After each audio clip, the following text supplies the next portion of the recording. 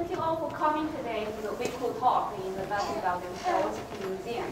About 2 years ago, Dr. Wayne Madsen, he's also my PhD supervisor, gave the very first Wickle talk in here on jumping spiders. Today, I'm really glad to have this opportunity to continue on that topic and talk more about this amazing group of organisms. Well, I started to work on spiders about 15 years ago. And since then, every time I tell somebody and work on spiders, they will say something like, "Oh my gosh, spiders, they are so scary. Aren't you afraid of them?" Well, I have to say, some spiders are probably a little bit scary. For example, this big, hairy tarantula spider. I know some of you may have tarantula spider at home as pets, but to be honest, they have never been my favorite spider. I still cannot put them on my hand or on my face like the picture posted online. And also this one, a huntsman spider. The biggest huntsman spider I have seen is probably as big as my palm with their legs sticking out. I have a pretty bad memory with those guys. I was once bitten by a huntsman spider back in China, and it was pretty painful and my finger got swollen for a couple of days. And of course, this one, we all know that, black widow spider. We all know their bites could be pretty nasty, and we probably do not want to get close with those guys. Black widow? Yes, black widow. For jumping spiders, I have been working on jumping spiders for about 8 years. I have never found these guys scary. As a matter of fact, I think these jumping spiders are really amazing and they are very cool. If you collect a jumping spider and put it on your hand, certainly they will jump. But every so often, they will turn around and look up at you like that. Just like those.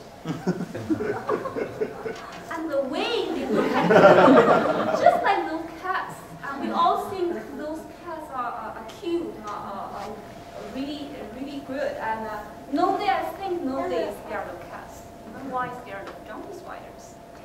As a matter of fact, jumping spiders can see stuff pretty well, probably as good as some mammals. For example, these cats and dogs. Yeah. They look like they will glow in the dark. Yes. Yeah. Well, we all like peacocks because they show off their beautiful tail when they mate. It turns out a group of jumping spiders called peacock jumping spiders do something really similar. These guys, they have this big extension of their abdomen. It's like a flap. Usually they will fold this flap beneath the abdomen.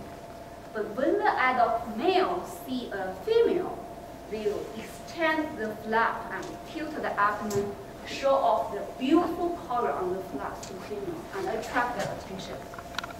So these three are different species of peacock jumping spiders, and different species usually have different markings on the flaps.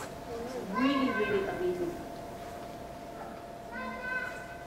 Many jumping spiders are very colorful, very pretty.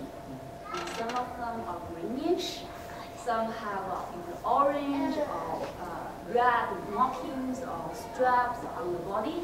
Some have iridescent blue markings on the body.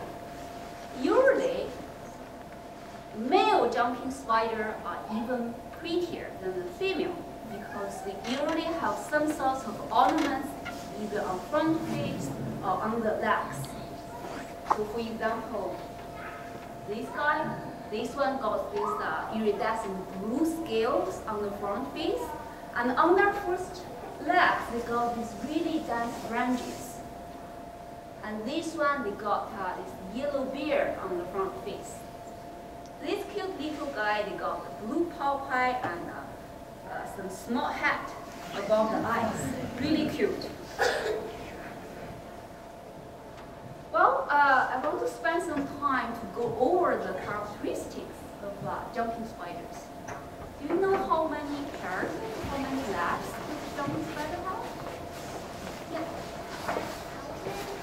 How many legs? How many legs does the jumping spider have? Yeah. 8. Yeah. Jumping spiders have 8 legs, 4 pairs. First pair, second, third, and fourth. Just like all the other spiders, all spiders have 8 legs. That's one major difference between insects and spiders. Do you know how many legs do insects have? Yes. 6. Okay. Insects have 6 legs and spiders, including jumping spiders, they have 8 legs. And the body of a jumping spider, like all the other spiders, is divided into 2 parts. The anterior part, which has eyes, have legs, is called cephalothorax. The posterior part is called abdomen. In the abdomen, they got these genitalia structures, and at the posterior end of the abdomen, they got spinnerets to make silk. That is another major difference between spiders and insects. So we know insects, their body is divided into 3 sections, 3 parts: head, thorax, and abdomen. Do you know how many eyes does a jumping spider have? 8. So they do have lots of eyes. On the anterior row, they got 4 big eyes. On the second row, they got 2 usually smaller eyes. On the third row, they got another 2 big eyes. So when you capture a spider in your backyard, how can you tell if it's a jumping spider or not? Yeah?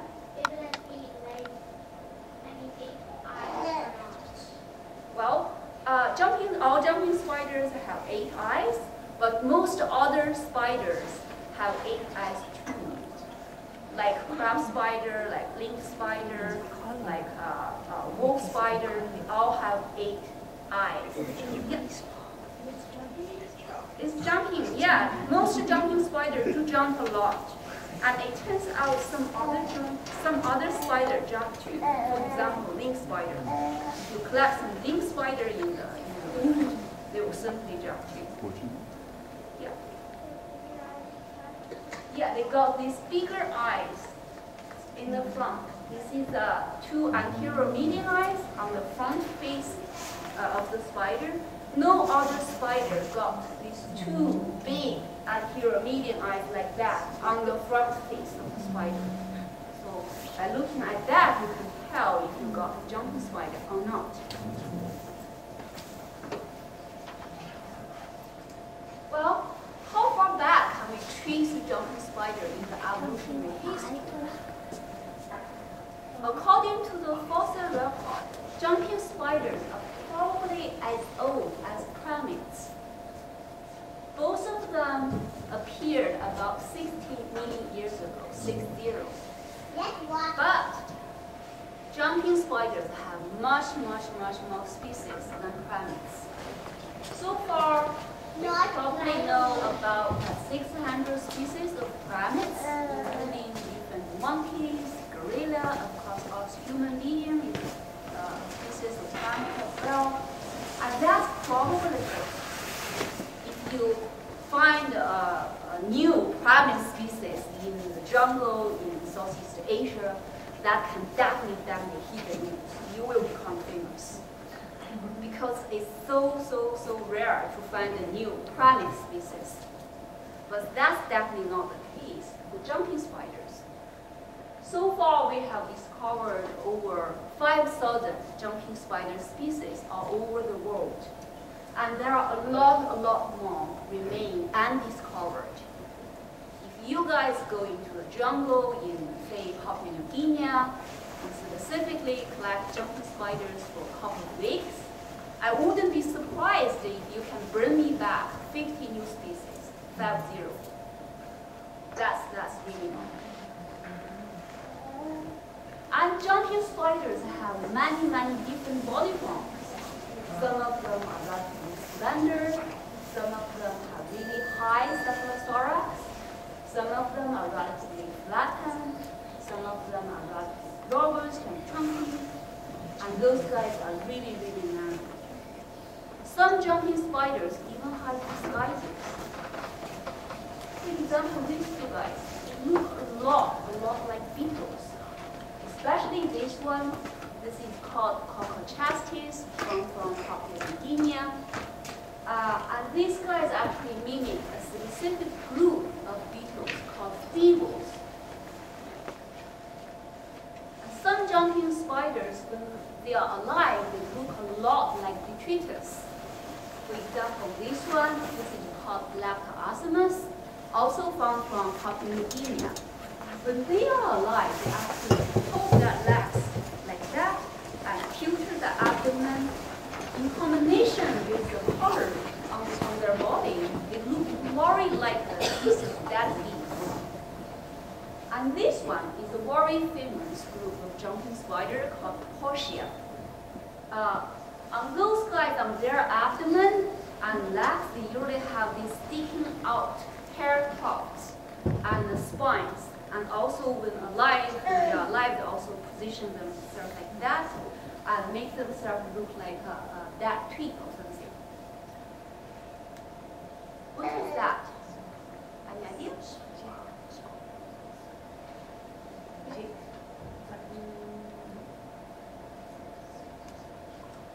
This is actually called pseudoscorpion. So see, they look very like scorpion instead of except they do not have these long tails. So both pseudoscorpion and scorpions are close relatives to spiders. They all have full pairs of legs. And those pseudoscorpions, they usually live in the soil, in the forest. Look at those jumping spiders. Their body are really flattened. They got a big, really elongated and robust front legs, and the front legs usually sticking out like that, which make them look very, very like pseudoscorpions.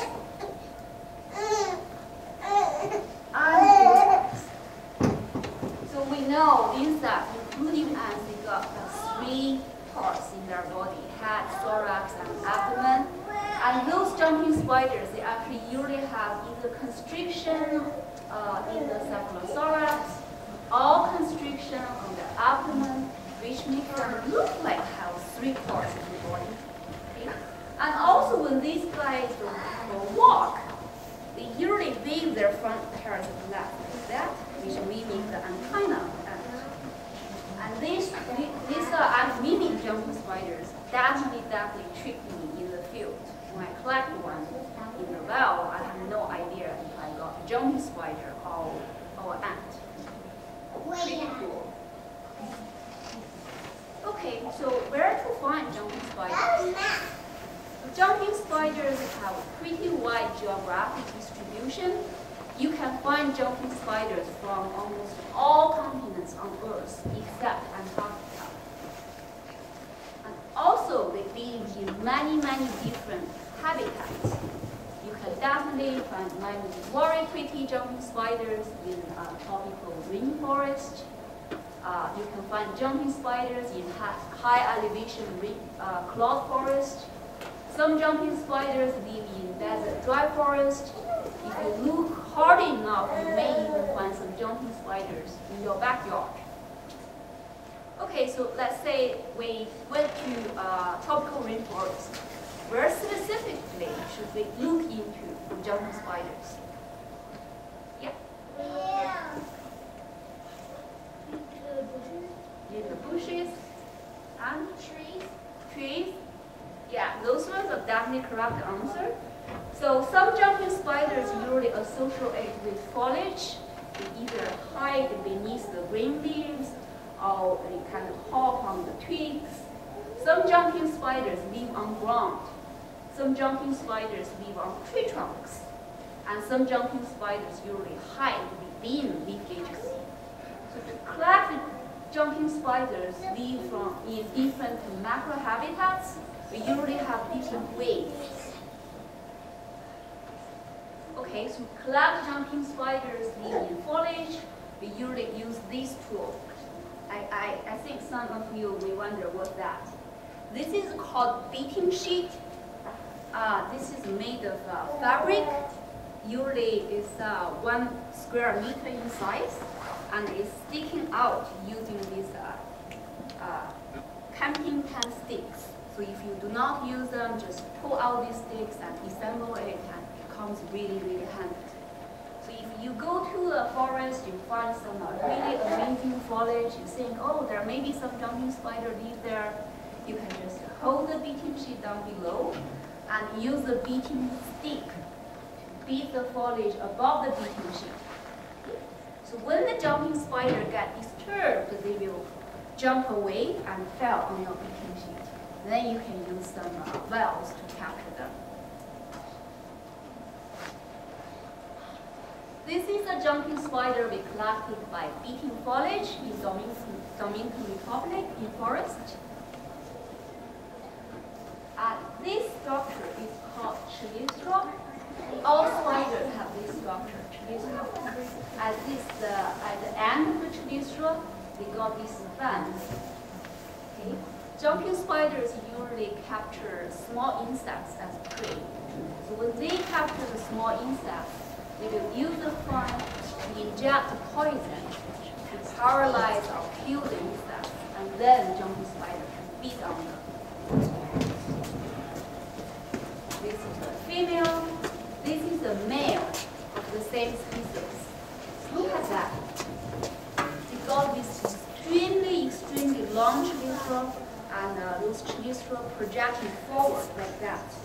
Really cool.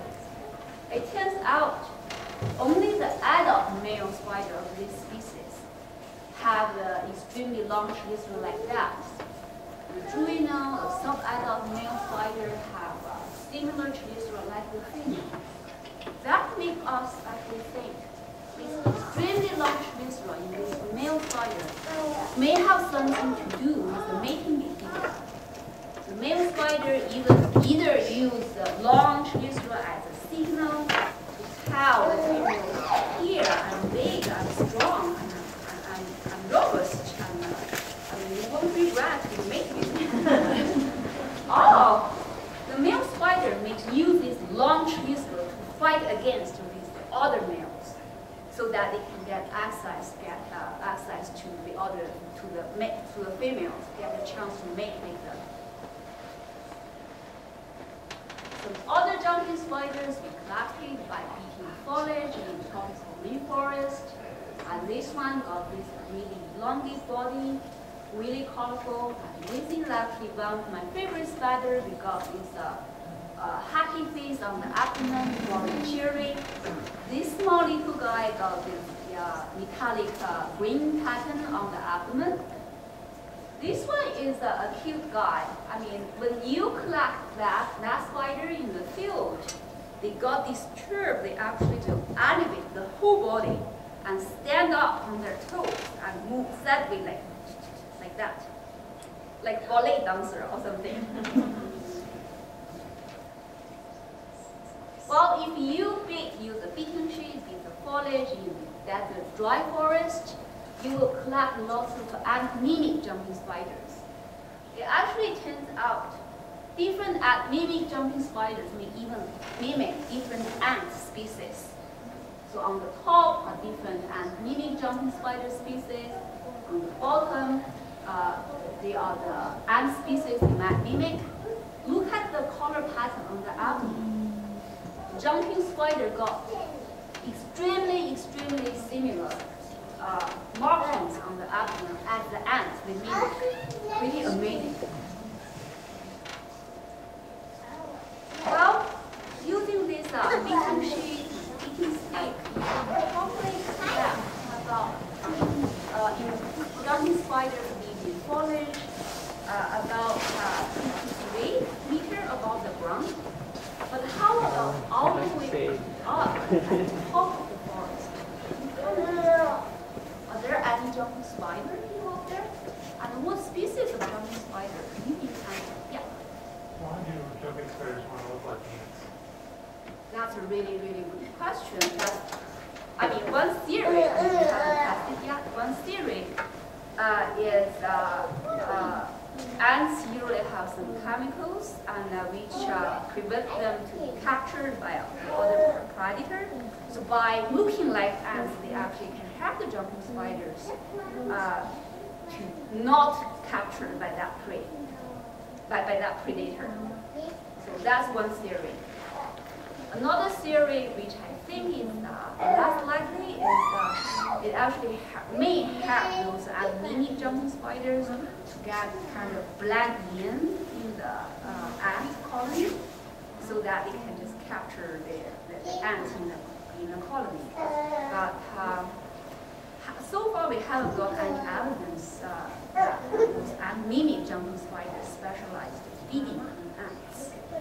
So there are a lot unknown in behavioral oncology for jumping spiders.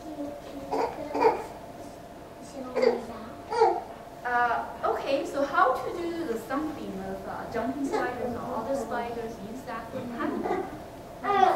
Scientists have developed different ways. One way is to use this big crane.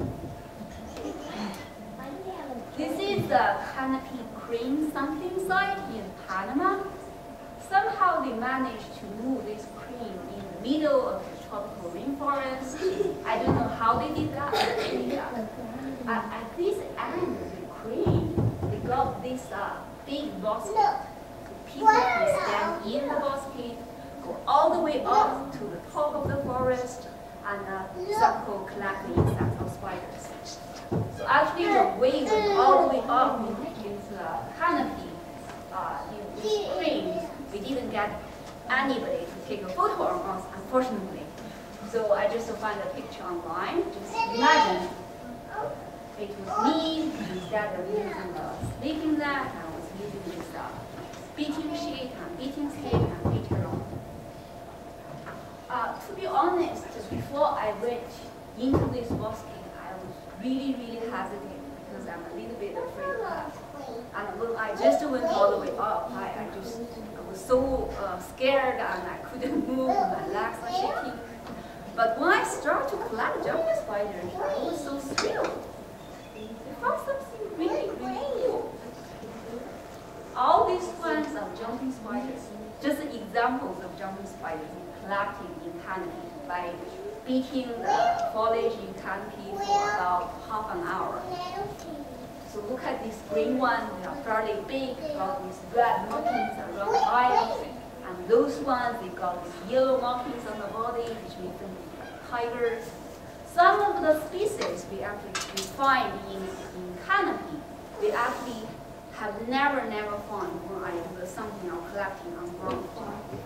Pretty cool. I mean, if I have another chance to get into this crane, go all the way up to the canopy, I won't hesitate anymore.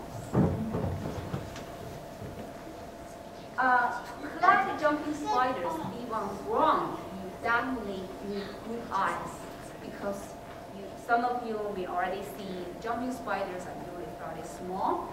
And also, some jumping spiders live on the ground. They will have this camouflage color, help them to blend in with in the background. Also, you definitely need a strong back and strong knees, because every so often you need to crawl on the ground. It's really, really hard for jumping spiders. This is actually me. Really work really hard, look for a specific group of jumping spiders. Those guys. Those guys are originally called Donatus. So these spiders are on the top of our wish list before we head to the field, because on the male spider of those ones, they got this amazing lateral extension around the eyes. So this feature is not very common in jumping spiders. And we were just dying to find the first specimen. We looked days, and said to a lovely field guide, Nicholas, we found the first one. And I was just so happy. And it turns out that these guys live on the ground, usually hop on the dead leaves or on rocks or on the small twigs. So other jumping spiders you may collect on the ground in tropical rainforest. Some of them got really bright color. This one, look at that, we got these iridescent blue markings on the Cephalosaurus. And this one, it got a special name. We call this guy as a 6 o'clock jumping spider. That comes with a reason. Remember one day in the afternoon, a crew, 5 of us, got all dressed up, got all the collecting gears. We headed to the relatively dry pine forest. We just worked so hard trying to find some jumping spider specimens. But during the first 3 hours, from 2 to 5, we didn't get much luck. It's like, no, everybody got tired, stressed. Okay, why we couldn't find any jumping spiders? But suddenly, at around 6 o'clock, everybody was shouting, I found one, I found one. And when we come together and took out the specimens we collected, they are all these guys. It just seems like suddenly at 6 o'clock, they all appeared. That's pretty amazing. Well, some jumping spiders live on tree trunks. And to collect jumping spiders live on tree trunks could be a little bit tricky, because these guys usually a little bit flattened. They usually have the camouflage color, which makes them look like the tree trunks. And also, they usually hide within the cracks on the bark. So to collect the jumping spiders live on tree trunks, we usually use the brush. Okay? So what we do is just hold the beating sheet down below and very gently, very carefully brush the jumping spider off on the tree trunks above the beating sheet. Again, when the jumping spider gets disturbed, they will fall out, jump away and fall on your beating sheet, and then you can capture them. Well, this guy is a jumping spider species we collected by brushing the tree trunk in the forest in Dominican Republic. When we first found this guy, nobody in our team know what species it is. And then we just decided, oh, we have to find more specimens and take a close look when we get back to the lab. And this is Dr. Wayne Madsen. Somehow he just managed to get into this really dense bushes, and I actually don't know how. But at some moment, nobody could find him, and we thought we lost him.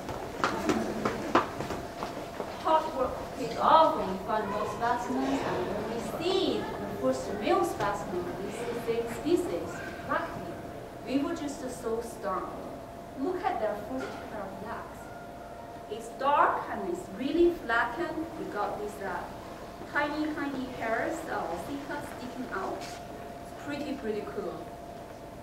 It turns out they belong to undescribed genus in jumping spiders, and we named them as Corticotus. Some other jumping spiders you may collect by brushing the tree trunks in the forest. All these ones belong to different genera of jumping spiders. And it turns out they actually look very similar. They got a relatively flattened body. They have this color pattern, and it looks like the tree trunks where they live. Some jumping spiders usually hide within the foliage. To collect those guys, we usually just pull out some leaf litter and put them on the beating sheet and carefully search piece by piece. Again, look for those guys with definitely blue eyes, because sometimes they are very small. This is a group of jumping spiders we collected by searching the leaf litter in Dominican Republic and Puerto Rico. So these guys are fairly small. They are about 1 to 2 millimeters in length. Okay? So when you pull out the leaf litter on your beating sheet, and those guys tiny jump away like that, just like popcorns. It turns out that we are, again, a new genus in jumping spiders. We actually named them of that feature. We call them popcornella. Some other jumping spiders in leaf litter, in forest. Some of them got these really pretty iridescent blue marking on the head or on the palpi. Some of them got these white spots on the body. This one is probably the smallest jumping spider on Earth. This one is called Neonella. So these jumping spiders are tiny bits, 0.6 to 1 millimeter in mass. Well, if you go to a desert, dry forest, this is the thing you usually see, like some trees, like the ground, kind of lonely. On the ground, you see lots of grass plants. At the beginning, I never thought I would find some jumping spiders in grass plants until we started to pull out the grass plants in the desert forest. We actually found something really cool. Look at that. Really elongated. The dark one. This one is the very cute, tiny bits, about 1 millimeter in size. And actually, I got so thrilled about pulling out the grass plants. Even when I came back from the field, I walk around the campus, I spot some grass plants on the side of the street. I also always tempted to pull it out to see if there are some jumping spiders there or other what jumping spiders species in there. But of course, I didn't do that. Otherwise, I would very much talk. Well, how to say collecting jumping spiders in the field is extremely fun. And if you go into the field with a team and you find something that's special and nobody else actually found that species, you will feel really good, really proud of yourself. And also, if you collect something on the top of your wish list, you will feel so good. That's definitely something worth a beer at night. And of course, after 4 days of thinking hard, crawling on the ground, you get all dirty, sweaty, and you be dying for a hot shower after you get to the field station or the hotel. And also, another thing you need to do after you take your lovely shower is to process the specimens you collected during the day. You will get all the specimens collected and you will sort them out into different species pile and kind of check on their morphology.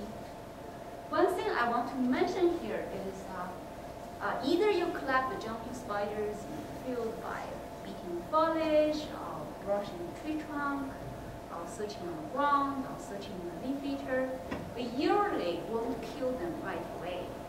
We will bring alive specimens back to the field station or the motel. And we will put one alive jumping spider in each of these glass vials, like this. So the reason for us to use this glass vial is because after we bring the alive specimens back, we can use hand lens or some tiny microscope to check on the color pattern of the specimen we collected, and also to check on if the specimen we collected is a female or a male. Okay, so talk about the female or male jumping spider. Do you know how to tell jumping spiders if it's a boy or a girl? You know that?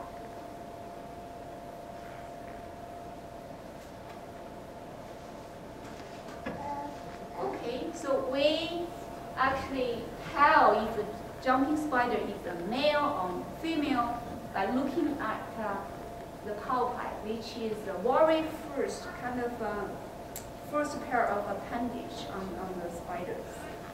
for the female or juvenile male spider, jumping spider, their palpi is very thin. Okay, they are kind of look like tiny legs. And they use the palpi to kind of sense the environment. And for the male jumping spider, the adult male jumping spider, the tip of their palpi got swollen, like a boxing gloves. If you dissect that and put it under a microscope, you can actually see on the other side of the boxing glove, we got this complicated skull-like structure, and they usually store sperm inside of the palpi, and when they mate with the female, they will transfer the sperms into the female genitalia organ. Okay, that's how you tell if it's a female or adult male. Okay, I actually have a few specimens in front, and you can actually check out off the top. These guys are which one is the female, which one is the male. Well, another big task of we collect the lab jumping spiders from the field is to take photos when they are alive. One reason for us to decide to take photos on alive jumping spiders is because these guys look very different when they are alive than when they are dead. So this is a very pretty jumping spider we collected from Papua New Guinea. See, they got this very beautiful green pattern on the body. And this is what it looked like when it's dead and preserved in alcohol. So yeah, I know it's that. It's pathetic. All the beautiful green color is gone. So we think including the photos on the lab specimens in the proper scientific documentation of jumping spider is very, very important. Okay, so this is the setup we use to take photos on the lab jumping spiders in the field. This is a small Pentax digital camera. It's fairly cheap. It probably costs about $100. And for the macro capability, we just glued headlamps on the camera. And we do not use the built-in flash because built-in flash usually takes time to recharge. And during that flash recharge, you may already lose the opportunity to take good photos on jumping spiders. So instead, we just use the plastic band, use the band kind of attach external flash onto the camera. And this is the background we usually use to take photos of jumping spiders. This is a gray foam. On the gray foam, we got this 1 centimeter gray. So ultimately, take a picture, we can get a sense of the size of the jumping spider. So I have to say, this is really not a fancy setup, but it actually works pretty good, pretty well. But taking photos on a live jumping spider is not that easy. It's not like when you take photos on plants, for example, this beautiful flower, because they are not going anywhere, they just stay there, right? It's also not like taking photos on people. For example, when I take photo on you guys, I can ask you, please stop and look at here and say cheese. But jumping spiders won't do that. They always jump away. Even though these guys do not have muscular jumping legs as grasshoppers or frogs, they can jump pretty far away. And some jumping spiders can even jump a distance of up to 20 to 30 times of their own body. So just imagine, I have the same jumping ability. I would be able to more easily jump to the end of this auditorium. I'm pretty sure nobody can do that. But also because they jump, every so often you will get a picture like this, that, and that. I swear when I press the shutter button, I was actually focused on spiders instead of this pathetic green background. we got some tricks to take photos on live jumping spiders. First thing you can try is when you after you get them out from these glass valves and put them on this green foam background, do not try to take a photo right away, because when they get onto this green background, that's kind of new environment to them. So they kind of got disturbed. They tend to move fast and jump fast. Just let them play. Like let them jump, let them walk for like a few minutes. And then after that, they'll get tired, wear out. They kind of slow down, kind of just turn around like that. So at that moment, you can take the chance and just keep pressing the shutter button and try to take some decent photos. And also, after you played with jumping spiders for a while, you kind of developed a sense of predicting what's their next move. For example, this guy. So this guy has turned around quite a bit, and is just extending their first pair of legs and get ready to jump. If you have a sense of that, actually when you, right before you press on the shutter button, instead of focusing on the jumping spider, you probably want to focus on where this jumping spider is going to be in about 0.2 or 0.3 seconds. So that may give you a better opportunity to take decent photos on live jumping spiders. I know, yeah. Do you ever lose them? Like when you have them out in the open, they jump and just be in the bush again and you don't?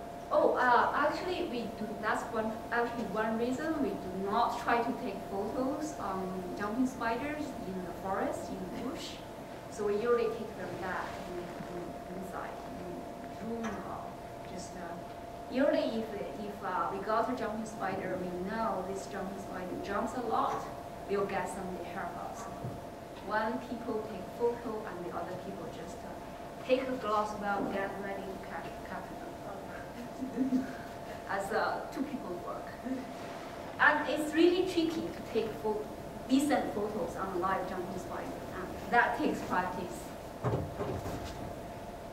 And also for those ant-mimicking jumping spiders, they are just troublemakers when you take photos of them.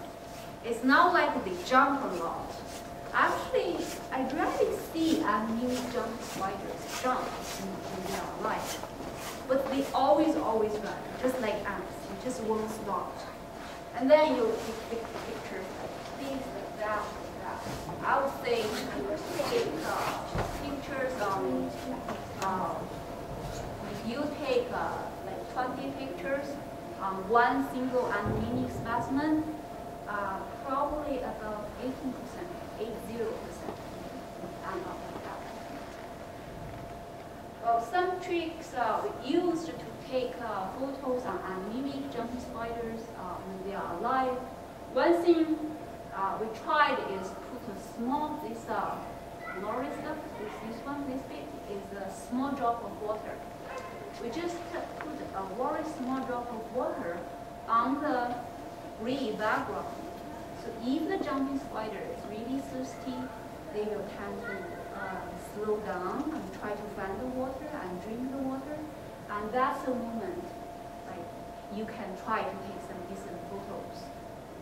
And another thing which is a little bit risky, but you can definitely try, is to put that in the freezer for a couple of minutes. So after you take them out, during the first minute, they will try to warm up, just standing relaxed, going to walk, and then you can take pictures. But if you try this way, you need to make sure do not leave that in the freezer for too long. This poor guy, I probably left him in the freezer for about 10 minutes. So after I took him out, this poor guy never woke up. Pretty sad, unfortunately. Well, we talked a lot about how to collect jumping spiders in the field, how to take photos on alive jumping spiders. But what happened after you bring the specimen we certainly study the morphology of different jumping spider species using the microscope and scanning electron microscope. We also collect DNA sequences from different jumping spider species, and combined with the morphological characters of different jumping spider species, we would build this tree structure to get an idea what's the relationship of different jumping spider species, whether this one is closely related to that one or that one. And also, we are very interested in the courtship behavior of different jumping spider species, specifically on a group of jumping spider called Hibernacus. Here are some different species of Hibernacus species. You can take a look at the talk. And their courtship dance is really, really amazing. And I believe Dr. Wayne Madsen have shown you some really cool courtship dance of different Hibernacus species.